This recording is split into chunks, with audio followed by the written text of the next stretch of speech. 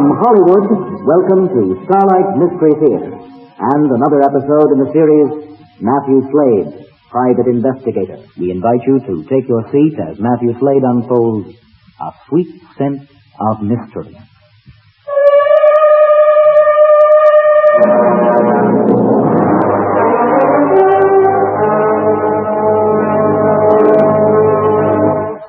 In my job, the hours are odd. So are the circumstances and the people I meet. You could even call some of them dangerous.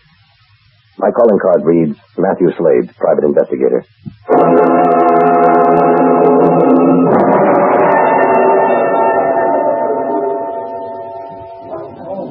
This case began at a small social gathering I attended at the home of a prominent lawyer. I just completed some legal dog tracking for him, and we were celebrating his success in court. I was about to seek temporary refuge on the terrace from the noisy, smoke-filled room when I was suddenly enveloped by the sweet scent of a heavy perfume. I turned, was confronted by an attractive woman. She was a good deal older than she appeared. Her slender figure was enhanced by a simple black dress. She possessed delicate features, large blue eyes, her face framed in a halo of soft blonde hair. She looked at me in frank amusement at my quick appraisal. I hope you're not planning to visit our cozy little group, Mrs. Slade. I've been trying to get over to meet you all evening, and now you're running out. Is that fair? Just stepping out for some fresh air. It is rather stuffy in here. Mind if I join you? I'd be delighted. After you? Thank you. Cigarette. Thank you. You have a distinct advantage over me. Oh? Well, you know who I am, but forgive me. My name is Grace Burroughs. Oh, my pleasure, Mrs. Burroughs. Are you married? Well, I was born and raised a bachelor. I thought so. I'm beginning to think only the weaklings fall prey to that unhappy misfortune called matrimony. The weak ones do it only because they think they need someone to lean on. I married one. Unfortunately, I found my way clear to correcting that mistake. However, my daughter Laurie made the same mistake. And now? Now it's cost her life. I don't quite understand. My daughter Laurie Thompson was killed when our house burned in Belvedere almost a month ago. I remember reading about that in the papers. That's an unfortunate accident. It was no accident, Mrs. Slade. My daughter was murdered. Well, I can understand your grief, Mrs. Burroughs, but I know what you're thinking, but you're wrong. I have proof. Would you care to tell me about it? Yes. The police said if the screen hadn't been properly closed and that a spark set the carpet ablaze, but that's not it at all. Go on. Since childhood, Laurie's been deathly afraid of fire. The fireplace would not have been in use at all unless someone had been with her. And there was no evidence of anyone else being there? None at all. And what about her husband? Bob? He didn't turn up until the next morning. It seems he spent the greater part of the evening at a bar called the Drift Inn. He was drunk as usual. At least he had sense enough not to drive. He slept it off in the car in the parking lot. The bartender verified his story. Well, did you tell the police about this fear your daughter had? Yes. Oh, they made a feeble attempt at an investigation. And that's why when I saw you here tonight, I decided to ask you for your help. Well, I don't know that I'd be able to find much more than the police, Mrs. Burroughs, especially at this late date. Have you thought of the possibility of suicide? Definitely not. Laurie was strong-willed. No matter how difficult the situation may have been, she would never have taken the easy way out. Was there a difficult situation? Oh, yes, I'm afraid there was. I see. Tell me about it. My son-in-law was nothing before he married Laurie. First, Bob resisted the idea of living off Laurie's income. But when his efforts to find a job failed, he slowly succumbed to the inevitable and turned to drinking for his solace. When Laurie reached the age of 30, less than a year ago, that was, she received a sizable inheritance in addition to a monthly allowance from the trust. Bob wanted to use it to start his own business. Oh, some foolish idea of selling foreign sport cars. I was against it. As I had anticipated, within 6 months the business folded.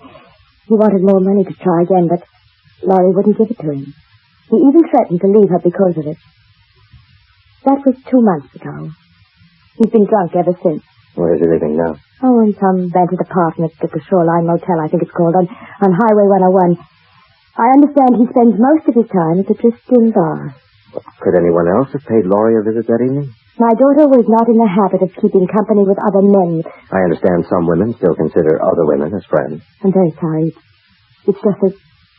Well, never mind. Laurie had many friends. None of them were as close to her as her sister Patricia. Pat was with me that evening. Now, there doesn't appear much for me to go on. Will you try and find the truth for me? All right. I'll start tomorrow. Now, I'd better take you inside before you catch cold. Then I'll find our host and say good night. I think I'll stay out here just a while longer. All right. Good night and thank you. I'll be in touch, Mrs. Burroughs. On the way home, I went over in my mind the few facts Mrs. Burroughs had given me. Few indeed. I suspected there was a lot more to this than she wished me to believe. Since she seemed so convinced her daughter was murdered, I was sure she had a prime suspect in mind. But she wasn't about to tell, not yet anyway. I wondered why she had so quickly come to the defense of her daughter's morals. Certainly the police had asked her the same questions. Evidently, she'd had time to think about them. And maybe, just maybe, she had a few answers she didn't like. I was determined to find out what they were. And the most likely source would be Bob Thompson. The next morning, I had Jonesy wade through the society columns of back issues at the newspaper morgue. I went over the fire report at police headquarters. It stated no more than I had expected. A neighbor reported the fire. By the time the department got there was little they could do. A routine investigation was made. A few tangible remains were found identifying the woman's body. A silver locket, brass buckles from a pair of slippers, and a diamond wedding ring. I phoned Jonesy at the office, found that her investigation had been almost as fruitless as mine. Lori Thompson was at the top of the social register. She was active in numerous charity organizations, and because of her beauty, a favorite subject of the society photographers. The stories were all along those lines. No gossip, no scandal.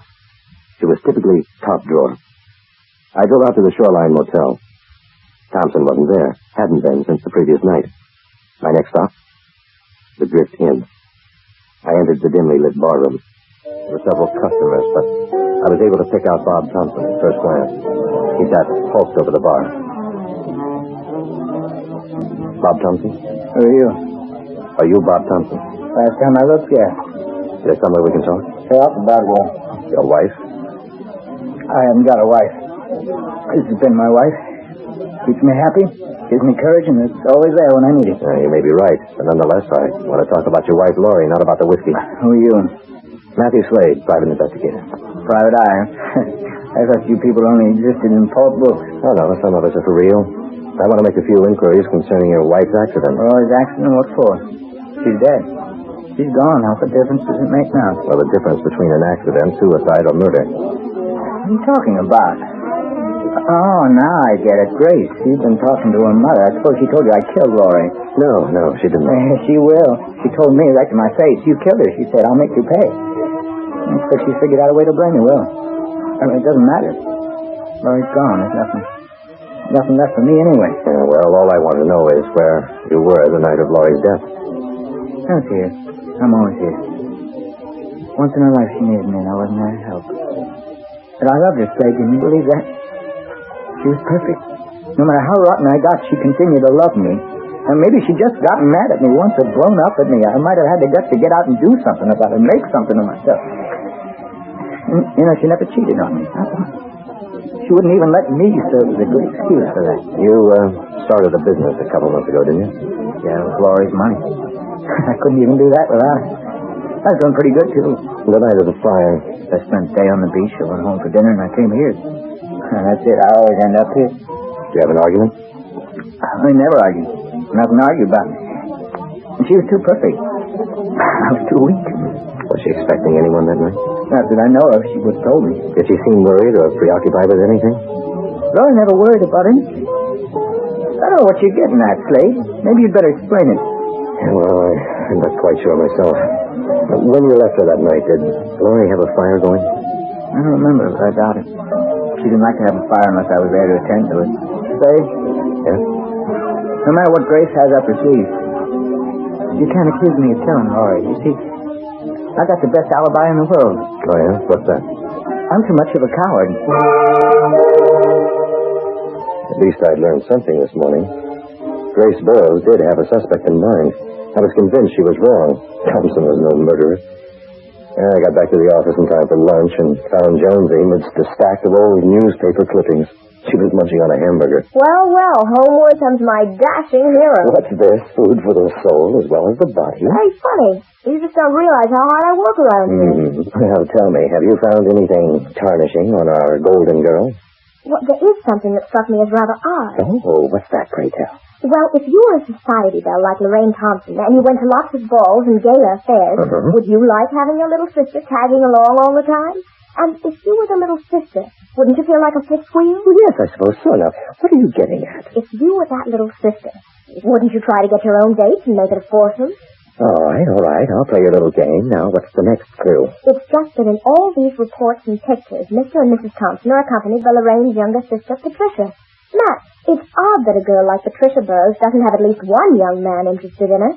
Yet in all these pictures, she's alone. There's got to be some reason, and my guess is she's quite happy just being a tag-along. Because she's in love with Thompson.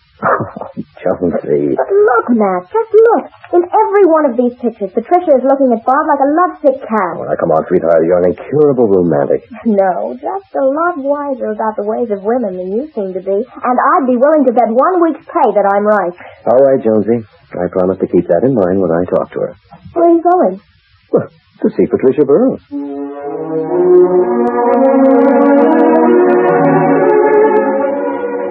The Burroughs home, located in Forest Hills, was a southern colonial, surrounded by spacious, tree-shaded grounds.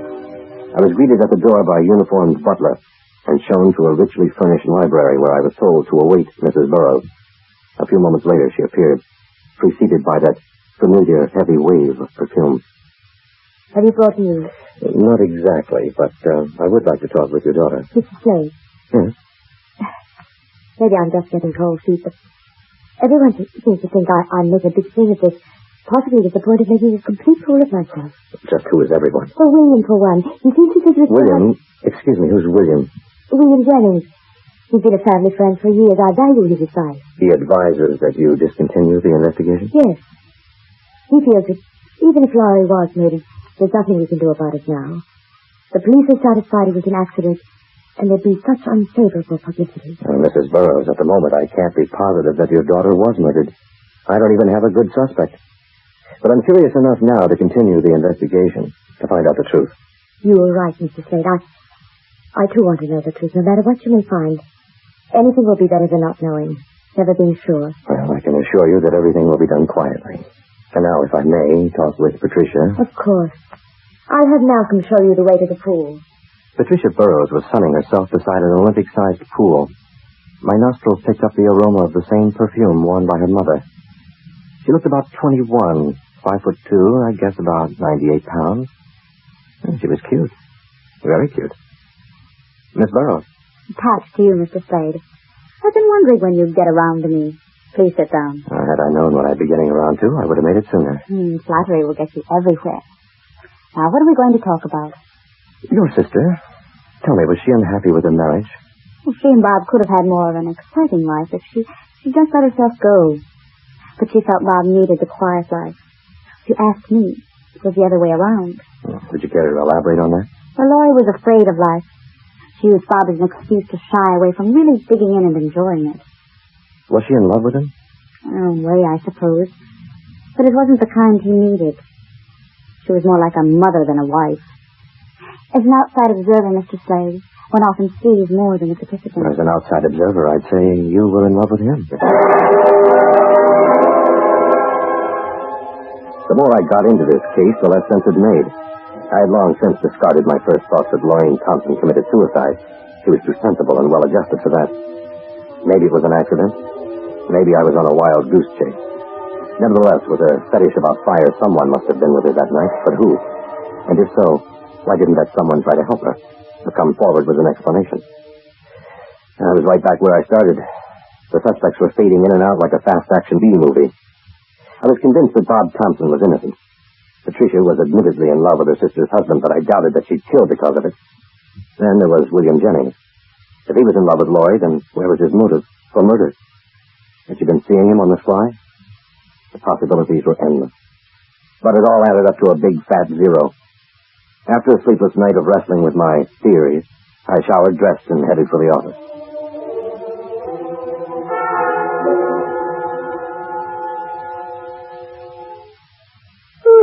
Good morning, boss. Well, good morning, sleeping beauty. I'm putting in for overtime. Oh. I spent all afternoon and half the night checking on William Jennings. Well, you just didn't have to go to all that trouble, sweetheart. I thought you might like to have it first thing. Here's what I found. It's all typed out. Well, thanks.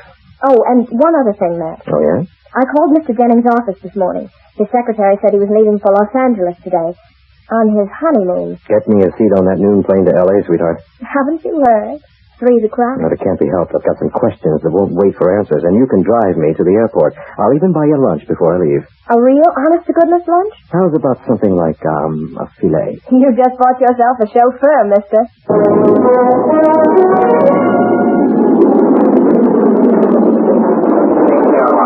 Flight 12, departing for Seattle, gate 9. West Coast Airlines, Flight 417, departing for Los Angeles, gate 7. Final call, all aboard, please.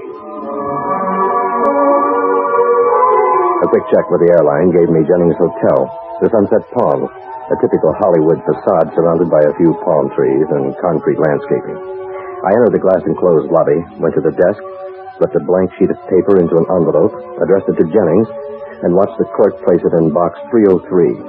I made my way around the crowded poolside to the elevator, and minutes later, located Jennings' room on the 3rd floor. Who is it? Matthew Slade. I'd like to talk to you. I don't know anyone by that name. You must have the wrong room. Or maybe you know more about the name Lorraine Thompson. Now, look here. I don't know who you are or what business you have concerning Lorraine, but I happen to be on my honeymoon. I'm well aware of the fact that you not only know who I am, but that I'm working for Grace Burroughs to investigate her daughter's death. Let's talk about it. Come in. My wife knows nothing of my acquaintance with Lorraine. She's in the next room. You and Lorraine Thompson were very good friends. I've known her since we were children. Were you in love with her? I suppose our relationship could have been misconstrued by some people. When did you see her last? The night of her death. She called me. Anyway, she wanted my advice. So you went over, right? I arrived about an hour after her call, about 9:30, but she wasn't there. I waited around for a while, then I went home. Were you curious as to where she might have gone? I suppose she'd gone for another one of her therapy drives. That was her pet name for it. Whenever she had a problem, she'd get in her car and just drive. Yesterday, Grace Burroughs told me that you had advised her against continuing the investigation. Why? I thought the publicity would do her a great deal of damage. Are you sure you weren't trying to hide something? Now, look here. I've been more than generous in humoring you and your insinuations. I've told you all I know. If you don't mind, I'd appreciate you leaving. I could turn you into the police for withholding evidence, but I guess I'm just a romanticist at heart. You know, your honeymoon and all that. And besides, I think you've forgotten a few things. And you may want to tell me them later. Adios. The heavy wave of perfume so familiar to Mrs. Burroughs and to her daughter Pat was much in evidence in room 303 of the Sunset Palms. I was about to calculate my next move when...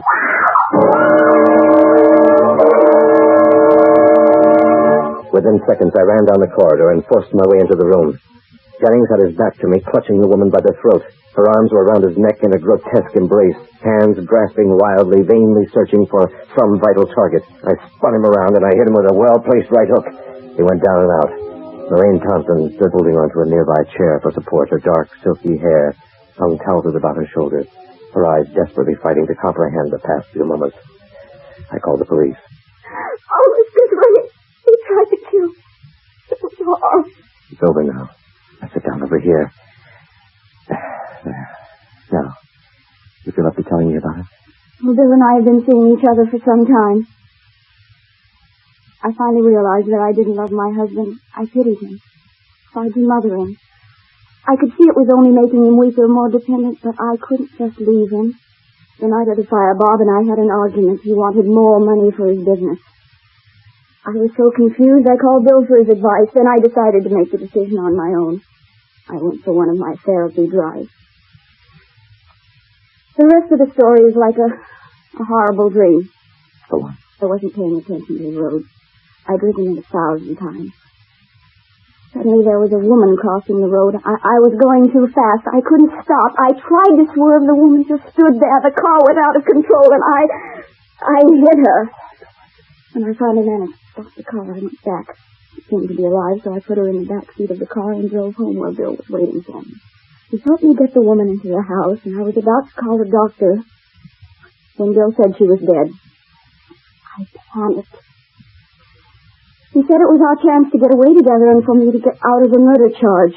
Bill put my ring on the woman's finger and a few other things for identification, then started the fire. He drove me to the airport, and I flew down here. I realized what a terrible thing I had done, but Bill bolstered my courage. Then he wanted to draw my savings out of the bank and fly to Mexico. Yesterday I decided to give the money to Bob. I thought it might be of some consolation to him. He'd be better off without me anyway. When I told Bill what I planned to do, he became furious. Then you showed up. Bill got frightened, wanted to leave for Mexico today. I told him I couldn't go on. It would be best if we gave ourselves up. He suddenly became enraged. He said I could stay, but he wanted the money. He tried to kill me. What will happen to us, Mr. Slade? Well, you'll have to go back and face charges for the accident. And if what you told me is true, Bill Jennings will be charged with conspiracy. Possible murder. Oh, no. Well, chances are the woman wasn't dead. In which case, technically he or both of you killed her. I never would have guessed it, Matt. I had all my money riding on dear little sister. Well, you can't be right all the time. Besides, you were the one who put me onto the scent with your hunch about Patricia. It was she who gave me the first clue. Oh, that reminds me. I picked up a little consolation prize for you. Here. Oh. Open it. Go ahead. Perfume. Thank you. Wear it around the office. I kind of got used to it on this case. Oh, Matt.